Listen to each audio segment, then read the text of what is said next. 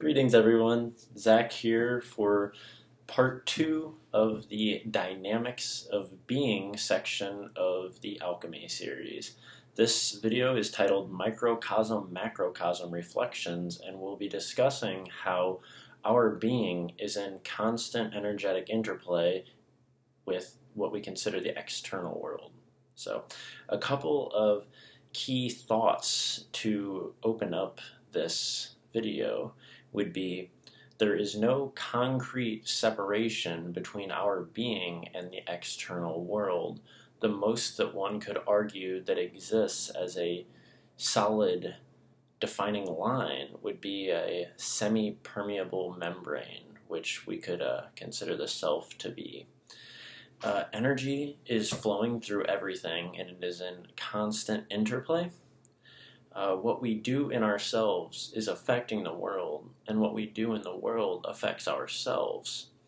A thought that came to my mind years ago during meditation, and it's really been a mantra of sorts to really guide my development, has been, if you want to change the world, change yourself. And if you want to reach a peak of being, look at the ripples that you're putting out into the world. I see that this is particularly pertinent because there's a lot of people who have a very selfless disposition, especially healers or any type of teacher or healing worker who wants to just give themselves. And a lot of people give so much that they spread themselves thin and wind up being depleted and really unhealthy, whether it's physically or energetic.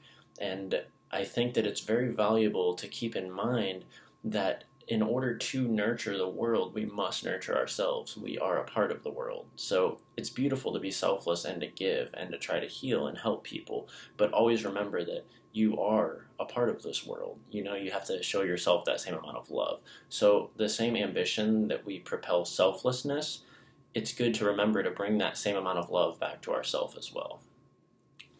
All right, I'm going to ask a couple of questions, short questions, to get you to examine some definitions of aspects of reality. So what can we identify as an understanding of a being other than what is expressed by that being? The answer that I think, is the exertion, the lifestyle, and the character itself is only determined by form and expression. So here you see a yin and a yang. Each individual can only truly be labeled and identified based on what it is that they show and they exert. So right there you can somewhat see that what we're putting into the world is intricately tied into the nature of our being itself. The second one is, what can we identify of the external world other than what we perceive in our own observation? And the answer, I believe, is nothing. Our perception of the world is really all that we have of it.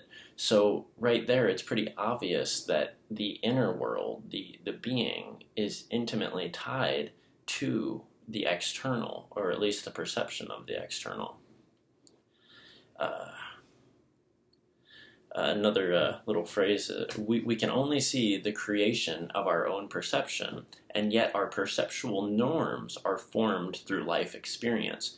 The outer is connected to the inner, and the inner is creating the awareness of the outer. So, all right, now I'm going to analyze some aspects of how microcosm, macrocosm interactions work.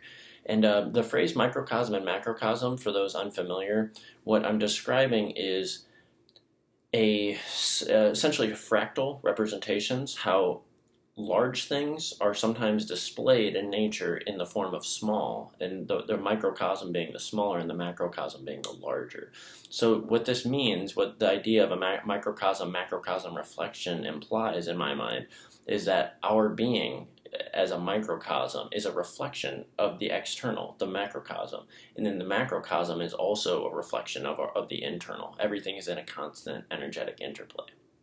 So in the realm of how we are interacting with the world, we're going to look at how does the self change the world around us, and then also how do our effects on the external change us. And within this, I've pondered on excuse me, what I can only define as yin and yang breakdown within this. Yin being energetic, esoteric, and mystical explanation, and then yang being structural, intellectual, and physical. So, how does changing ourself change the world around us? The yin answer, the esoteric and mystical answer, is connected to the idea of manifestation, I believe.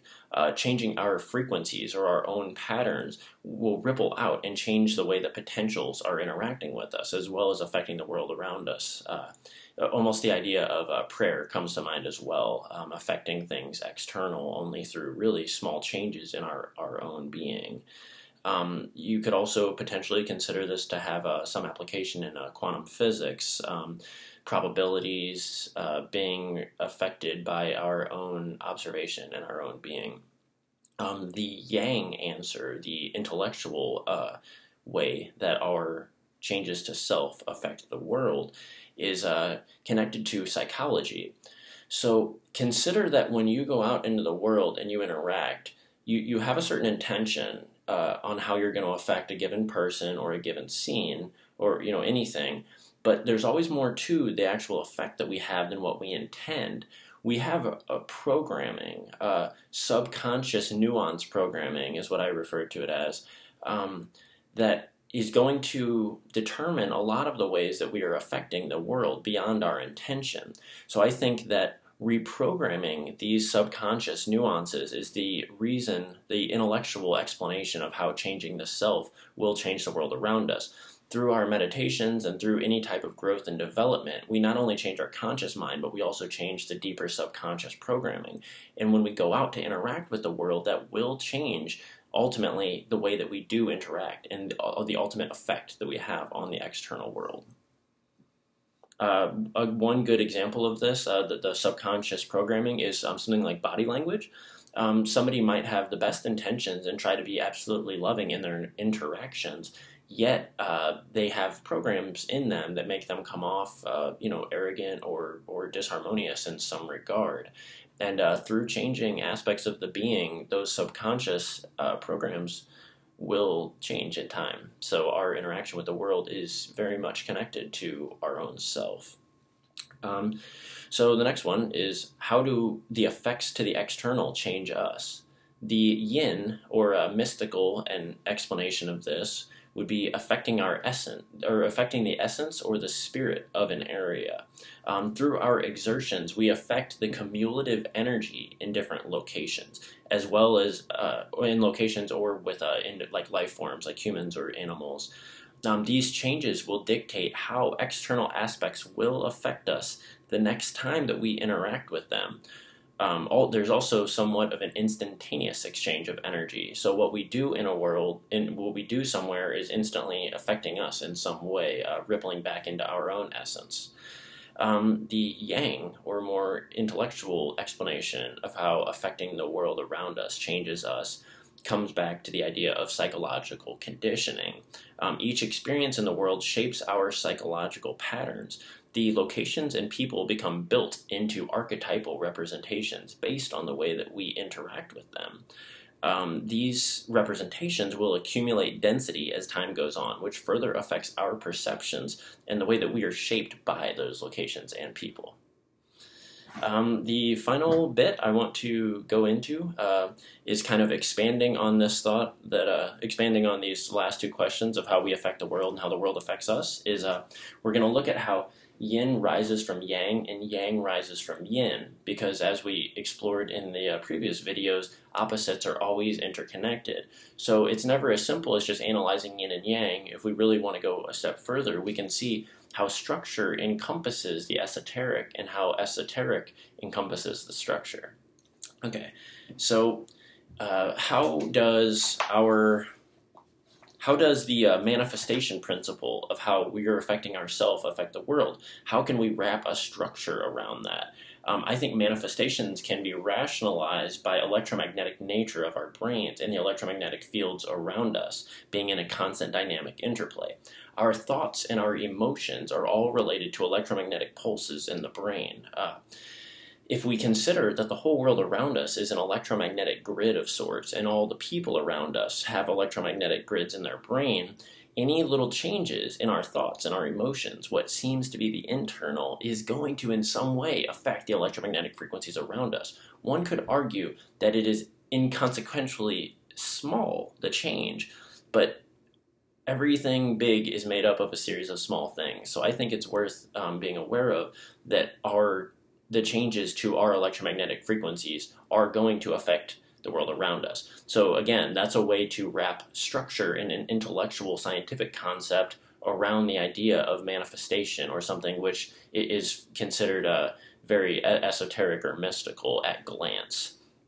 The second one would be, how does reprogramming our subconscious nuances affect, how is that encompassed by esoteric and mystical concepts? And the explanation I have for that would be, it's related to the spirit and the essence. When we are reprogramming our subconscious, we're also affecting our spirit and ultimately who we are as a being. Going on to the third one, how does affecting the essence or spirit of an area, this mystical concept, how does that affect us, and how are we going to wrap something structural and intellectual around a mystical idea, such as affecting the spirit of an area? Excuse me. I think if we consider how potentials correlate to our interactions in a given area, we can see how yang encompasses the yin of affecting spirit.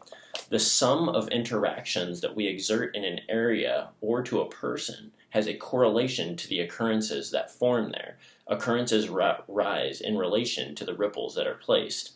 So it's almost mathematical in a sense if you think that every bit of energy or every bit of presence that you exert in a place is going to in some way affect the accumulation of what is there, and that accumulation will affect us in turn even more as we go on, if that makes sense. So a little bit confusing, maybe possibly could have worded it better. And the last one is, how does the psychological conditioning aspect of our interaction with the world, how can we wrap a mystical and esoteric idea? How can we see how yin rises from the yang of that structure? And this too I connect to the idea of our essence or our spirit.